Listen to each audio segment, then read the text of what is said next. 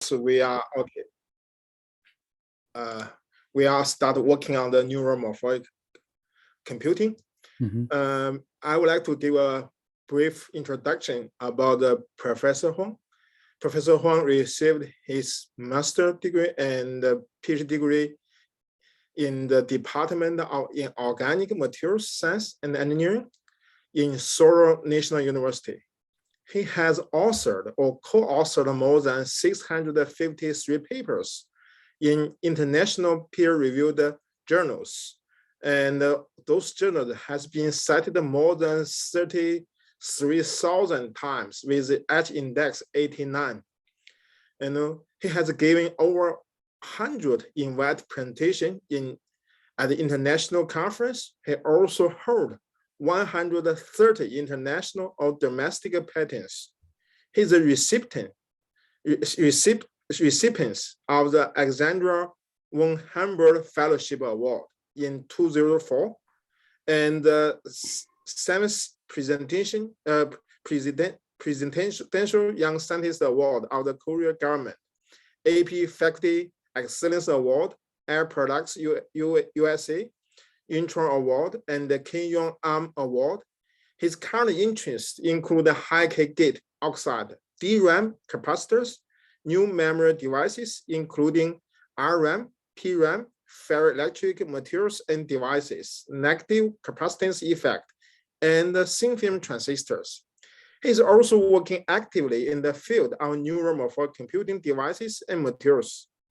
He served as a general chair of the International ARD Conference in June 2010 in Seoul, and he also authored books entitled Atom Layer Deposition for Semiconductors through the Springer Publisher, and Ferroelectricity in Doped Hafnium Oxide through the Aswer Publisher. He's a member of Korea Academy of Science and Technology, National Academic of Engineering of Korea, and a fellow of the Royal Society of Chemistry, UK.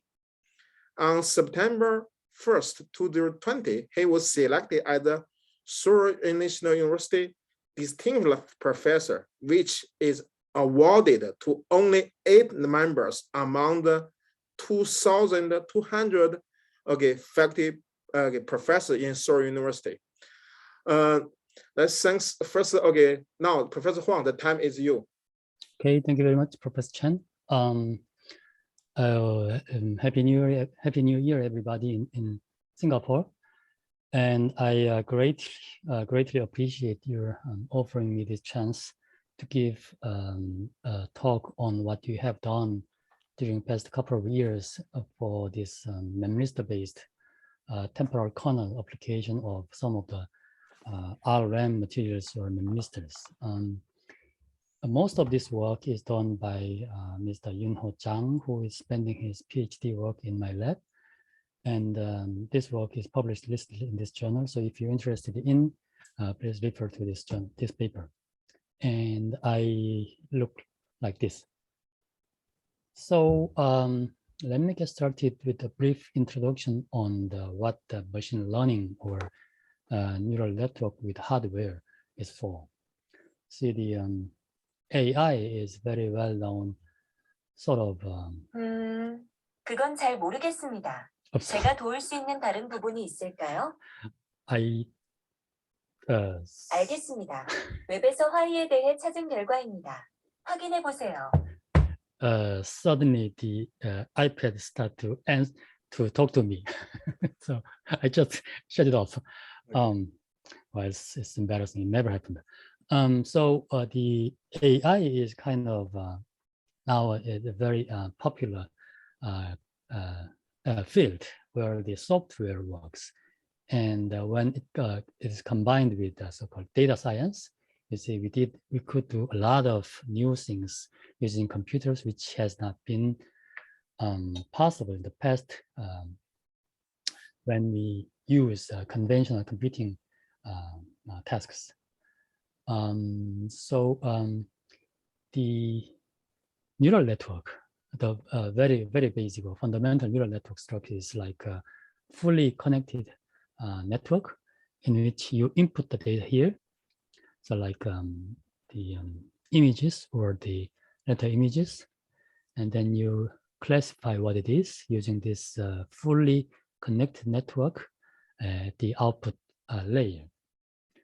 But the more advanced or better way to identify what it is using this kind of a convolutional neural network, meaning that the convolution means that you extract the feature of this input image and compressed the features into smaller size of images, and then you do the same thing again, and then you identify what the feature of this convoluted image using this fully connected network, and then you see what the original image is.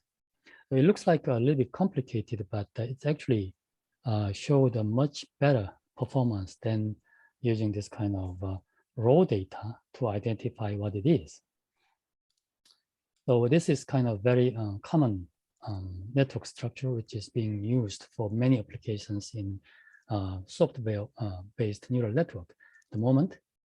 But one of the problems with this convolutional neural network is that it cannot identify or the process the time-related image inputs. So if you want to, let's say, identify the languages or some other things that has relationship, time-wise relationship between inputs, you cannot use this kind of CNN. Then you have to find some way to input the time relationship between the inputs to your network. And one of the very well-known network structures is so-called recurrent neural network. And in both cases, we take this kind of networks as a kind of kernel, which is sort of a filter. Now, let me talk about what this filter means. So as I mentioned, for the CNN, you have this raw data, and you apply a filter element here, and then the filter elements actually extract the feature of this raw data and put this number into some certain point, and then if you take away the insignificant bits from the compressed image, then it means you have pooling, and then you got this kind of feature extracted new vector, which is kind of representative of the original image, which was in this case given in two-dimensional image, but in this case you have one-dimensional vector which composed of a feature of this image. Then the fully connected network or the identifying layer identifies what it is. So this is the conventional kind of CNN system. Now, one of the very well-known recurrent neural network is so-called reservoir computing system, RC. What RC means is something like this. But actually, if you look at the literature and see what the RC is, it gives you some kind of complicated words, something like projection into high-dimensional space, or the nonlinear transformation, something like that. So it's not easy to grasp easily, but I guess I can give you some good example of what RC is doing using this schematics. And now here you have this 28 by 28 image of number 8. Now you chop this image into this number of columns. And then you want to, so let me go back to here. You want to project each of these column information into a certain neuron or whatever the reservoir element, which in this case memristor. And then this reservoir, a set of reservoirs or a set of memristors represent this two-dimensional image in one-dimensional vector. And then you identify what this vector is using this readout layer, which is usually a fully connected layer. So in this case, the features are projected from the temporal inputs into reservoir. Now, you may do not understand what temporal means here because we have these static images, but it will be more clear as I talk more about the feature of this reservoir system. So the reservoir type of application of memristor has been suggested by I just don't remember his name. Weiru group of Michigan a couple of years ago. And in this case, he showed very nice experimental example how to project this two-dimensional image into one-dimensional vector composed of memristors. So in this case, this is the number 2. And if you chop this number into, let's say, 5 columns, like this one and these ones. So now, if you take this black as a 0 input signal and white as 1 signal, so if you convert this as a 0, 1, 1, 0 into voltage pulses, you will have something like this. So 0, 1, 1, 0. And you see that there is a gap between these two pulses. That's important. Now for the second column, you see there is 3 zeros and 1. So there is 0, 0, 0 pulses and 1 pulse at the end, so which corresponds to this white dot here. Now this third column, you see this pulse must be placed here, and fourth column, the pulse must be here. Now in the last column, the fifth column, there are 4 pulses like this. Now, if you input these pulses into these each memristors, you will see very interesting response of this memristor. Before we go further, let me explain the feature of this memristor briefly. This memristor is a sort of a volatile memristor. So here, once we put this into some sort of on state or low resistance state and let it go with time, and then the conductance decays, so the current decays with time. So this is sort of a characteristic feature of this memristor they've used for this work. Now, this chart shows the readout current when these inputs comes into each of the memristors. So now let's see first case, this 100 case. So it means that the pulse comes first, the first part comes first, and then next 3 steps, no pulse comes in. So when the pulse number 1 comes in, the memristor sets. So the current increases, but with increasing time, because no pulses comes in, the conductance or read current keep decreases. And at the end of the measurement or the process, you got this sort of current. Okay. Now, interesting thing is that if you have the same number of pulse 1, but this pulse comes in at the second step, so 0, 1, 0, 0. Now, because first step you don't apply any pulse, you still have a very low current. Now, at the first, when the first pulse comes in, the conductance goes up, and then during the second and third pulse step, no pulse comes in, so the current decays. So even though we have single 1 pulses for 2 cases, we have slightly different current when you read out at a certain moment, at a certain indicated period of time. Well, if you think about the same thing with, let's say, this signal, even though the same only one pulse comes in, you end up with an even higher current. Okay, so this sort of characteristic can give you the time-dependent, it gives you the ability to process the time-dependent inputs.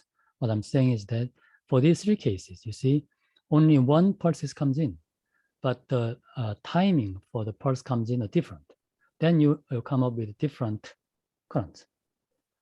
So if you do the similar thing with, let's say, 2 ones like these 2, or 3 ones like these 2, you all have a different currents at the end of the pulse sequence.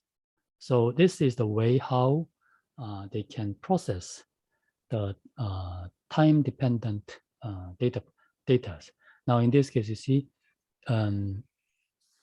this and this contains only one pulses, but they have different locations of one. If you convert this into this kind of pulse sequences, then you can end up with a different pulse timing. And then this sort of volatile nature of the memristor can recognize the different timing of the pulse comes in. So that's the very fundamental operation principle of how this reservoir type computing works. So reservoir requires time-dependent memory property. So that's very useful. And then several other works has published following this work. But some of the problem is like this. So if I summarize what I just mentioned, here we have inputs. Now, if you input this, these are the inputs. If you put these inputs into your reservoir, your reservoir transforms your inputs into higher dimensional space with nonlinear transformation. Here, nonlinear transformation means that if it's linear, it doesn't matter when it comes in, because it's a nonlinear. You can count on the timing of different pulses. But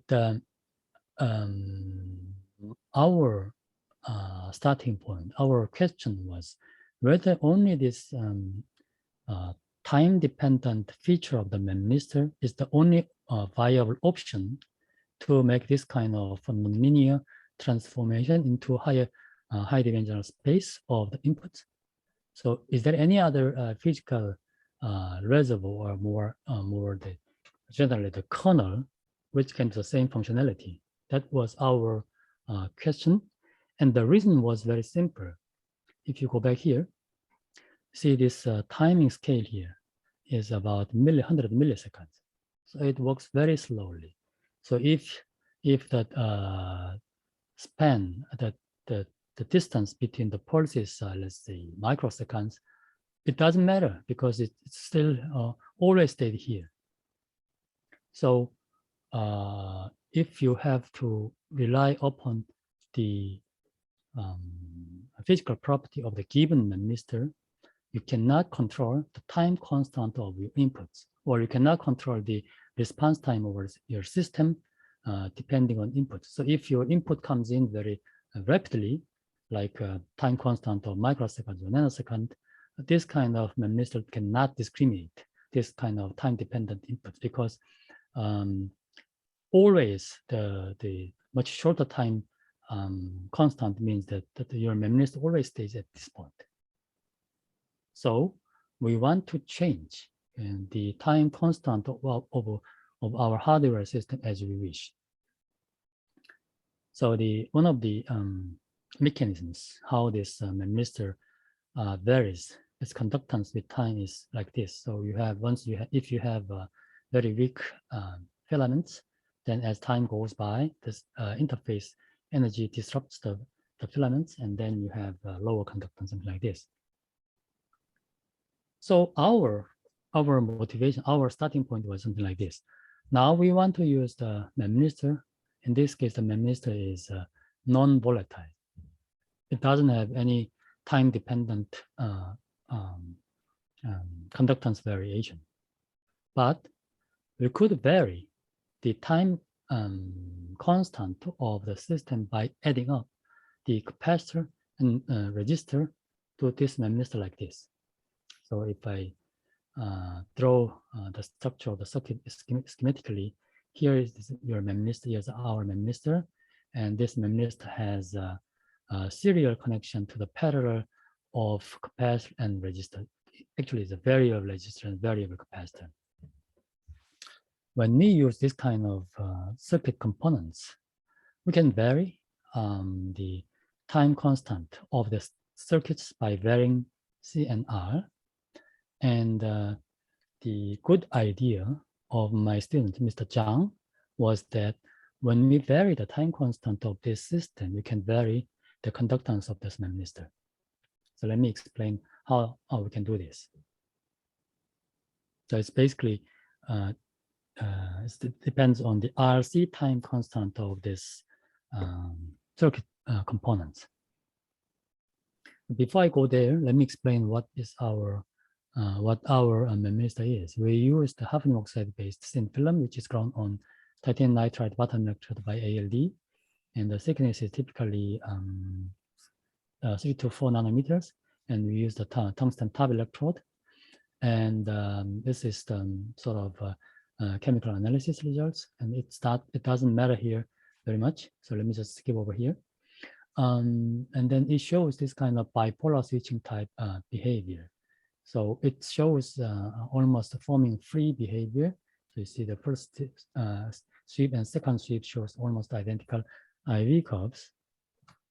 And after confirming the uniformity of the memristor up to 100 cycles of DC cycling, we check this AC cycling of the 10 to 9s, and then we also confirm the uniformity of the different cells and sort of different sizes. So we basically made a kind of a crossbar array device. Okay, now this view graph shows the critical idea of how our device works. So here, this is our memristor, and this is our edit capacitor and the resistor. So you can actually vary the capacitance value of this capacitor and this load resistor, whatever you want.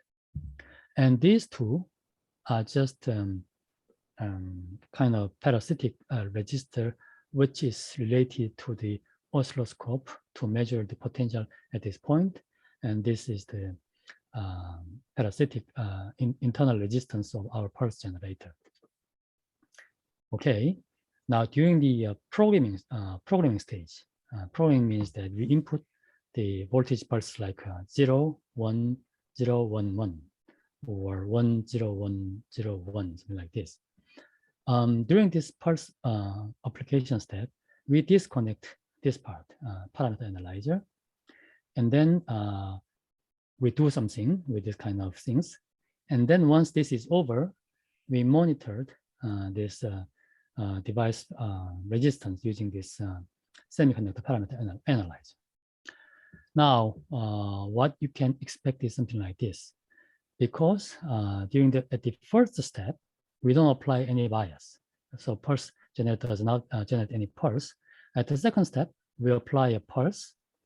Now, what you can expect is that because you have this capacitor here, so during this pulse application, the capacitor charging current flows because the memristor is not a complete insulator. It still leaks the current. So this peak corresponds to the charging of the capacitor. Now, when this pulse goes down, okay, pulse is turned off, you have this discharging current. In this case, discharging current can flow through this parasitic load resistance. And then the third step, you apply no bias. So there is nothing happen. But in the fourth step, you apply another bias too. Then, because this capacitor was discharged during this third step, there can be the charging current flow again flows.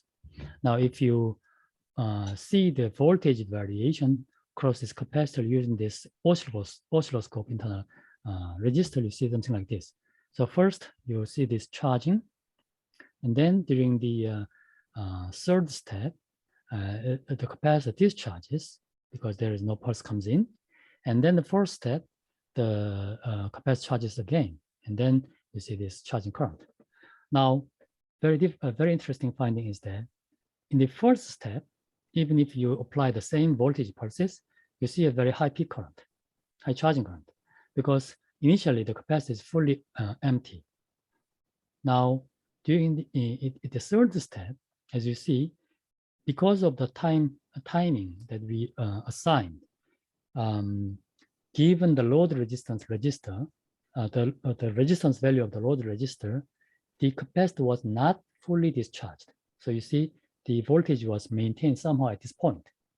Now, when this force voltage pulse comes in, because of this not fully discharged configuration of the capacitor, the charging current flows with a small amount compared with the first one. So we have a smaller impact of current flow to this memristor.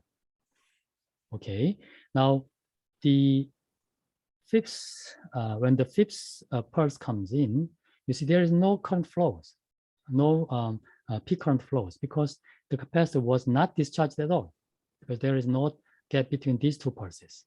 So there is no discharging here. So there is almost no charging current.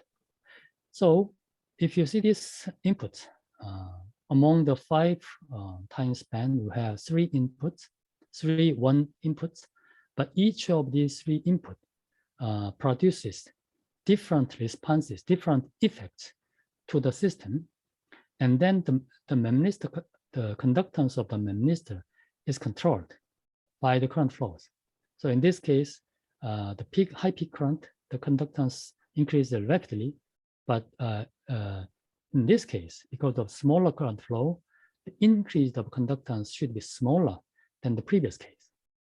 Now, if for the third pulses, even though we apply the same pulse, because there is no current flow, I mean, no pulse current induced, almost no change in the conductance.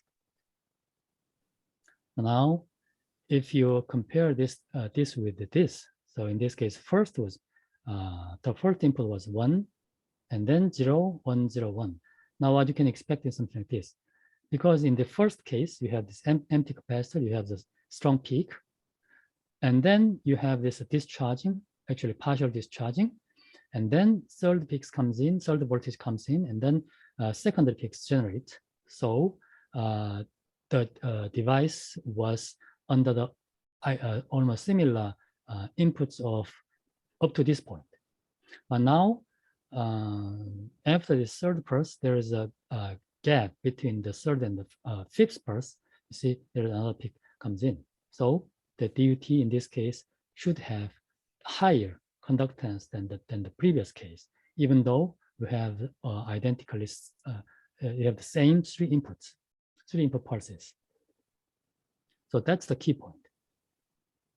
So then what you can expect is that, okay, if we want to change these peak shapes or heights, we can change the capacitance. So if the capacitance is large, we can have higher peak current.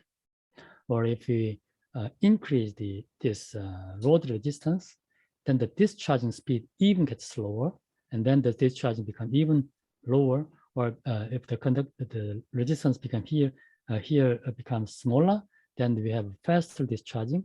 So all these variations, all these varying parameters can give us different responses of the system to the given pulse voltages. And we can also think about the time gap between the pulses. So how long we assign the gap between the pulses, or even the pulse length. You see, we can change the input to the DUT, and then we can expect something different responses of the DUT after these operations. So now we did something interesting here. Now, from here, we took these 4 inputs from 0002, 1111, and then there should be 16 inputs. And then we assign load resistance with the 1 mega ohm, and we input 4 volt height with the 200 microsecond pulses with the same gap between the pulses. And then at the final, we add the reference pulse. So now, after these different input signals, we found that the memristor showed 3 different groups of resistance, although we have 16 different inputs. And we checked something like this. So from this 1, 2, 3, 4, 5 input patterns, we found that there is only one peak, because all these inputs have effectively only one peak charging current. Because even though, yes, we have 3 consecutive pulses or 4 consecutive pulses, there is no gap between the pulses. So there is no current peaks. So effectively, even though we apply different pulses, number of pulses, the effective number of pulses only 1, the first 1 signals. So I didn't mention this one. We always add final ones to make some sort of reference pulses. So in this case, we didn't apply any pulse, but the reference final reference 1, I didn't put the number here, but this reference 1 gives only 1 peak, and 1, 1 gives 1 peak, 1, 1, 1 gives only 1 peak. So all these 5 different inputs give net 1 spike, and this net 1 spike gives us the lowest conductance of the memristor. Okay, now the other this gives actually 2 net spikes, and then these 2 net spikes gives this value of current, and 3 net spikes, in this case only 1, 0, 1, 0, gives the highest conductance. So this is interesting, but we can immediately understand that, okay, this is not good, because these different 5 different inputs cannot be discerned from each other. These cannot be discerned each other. Okay, so can we change this worst situation into better? So in this case, we simply changed this load resistance value from 1 mega ohm to 120 kilo ohm. This actually should discharge the charged current, charged amount of the charge in capacitor rapidly, and we should have a faster decrease of the voltage here, so we can expect an even more efficient pulsing of the current. So by changing this value, and in this case, we can also change the voltage pulse width, and then we come up with this kind of slightly different responses. So even for the 1 net spikes, we come up with different resistance values. So we think that we can use this kind of property of the circuit to discern, to use, to see the different numbers of MNIST dataset. So if I summarize what we have done using these different sets of variables, so for example, the condition A is, let's say, RL was 1 mega ohm, 4 volt, 100 microsecond, and reference pulses, something like this. And then we come up with this kind of distributions. So all these cannot be discerned, so it's not good. Now we changed the condition from A to B, we come up with this, but still not very good. And if we change it to C, well, this is something like this. So finally, when we pick up this kind of conditions, so it's kind of heuristic determination process, we come up with this. Okay, so the different inputs give us different outputs. So this is going to be useful to identify different inputs. So we want to use this system to discriminate or convert the raw data of MNIST data set to a high dimensional space of the physical kernel. Before that, we checked which kind of property we should pick up to more effectively do the job. So we checked if we what we did is something like this. We take this image here, and then first we binarize it to 1 and 0, and then we chopped the images into 1/4 vectors. So in this case, 0, 0, 0, 0, 0, 0, 0, and sort of things. So if you take this one, this should be 1, 1, 1, 0, something like that. So we have 4 element vectors, 196 of these 4 element vectors. And we want to check what kind of the vector is more important.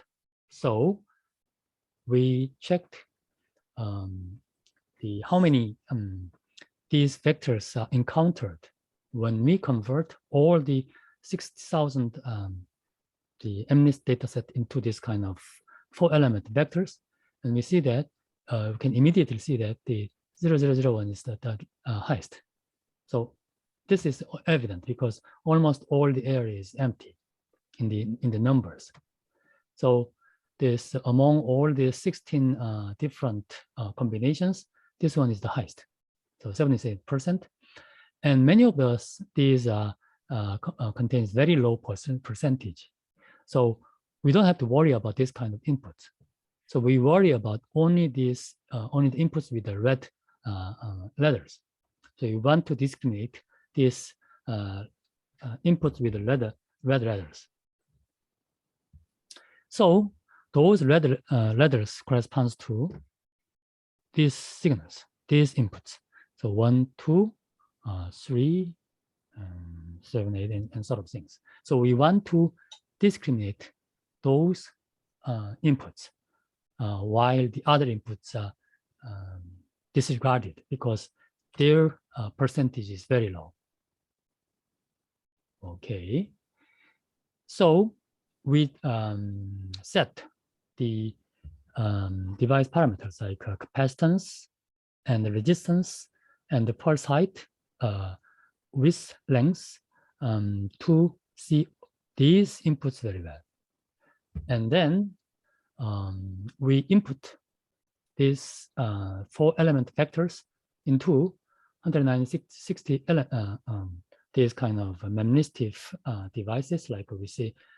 Then we come up with memristor conductance vector. Okay. Then this 196 by 1 by 1 memristor conductance vector should be identified by this readout layer. Then this kind of standard neural network work. Okay, now with this study, we come up with this kind of accuracy. So in this case, we use a single layer, readout layer, and then we come up with this 90%. When we compare our result with others, like Wei Lu's work or Joshua Young's work, we have a slightly better accuracy. But the most critical feature of our work compared with others is that we could use much shorter time scale because we can change the time constant of our system, our 1M, 1C, 1R system by varying the components of this capacitance and resistors. So in this case, we can decrease like 1 microsecond of time constant. Now, if we use a bit better FCN, we could increase the accuracy to 95%. Now, the beauty, the critical merit of this work, this kind of circuitry is that because we can change or we can shorten the time period of applying the bias voltage or measuring the current, we can decrease the energy consumption. So if we compare our work with others' previous works, our energy consumption is less than 1% of what the previous work has done. And then we have to think about how to integrate the memristor, capacitor, and the resistor into kind of array area. So if you use this sort of 3-dimensional structure, can minimize the area consumption, but that's that hasn't been done yet. Okay, now the second most critical feature of this kind of kernel system is like this. So this is the way how this breast cancer is detected by ultrasonic system.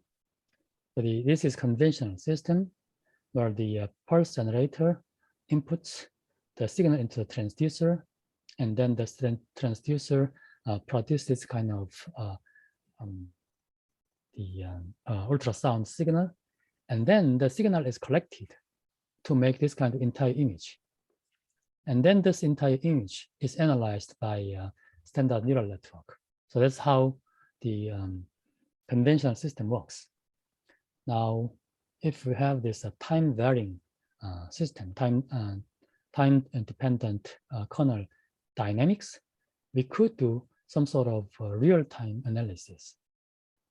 So what I'm saying is that this transducer is something like this. If when you scan the transducer over your chest, when the transducer scans one line, it actually produces this kind of signals. Okay, so when it doesn't hit any abnormal, it doesn't produce any signal. But when it hits some problem, some malignant things, it starts to show this kind of big signals.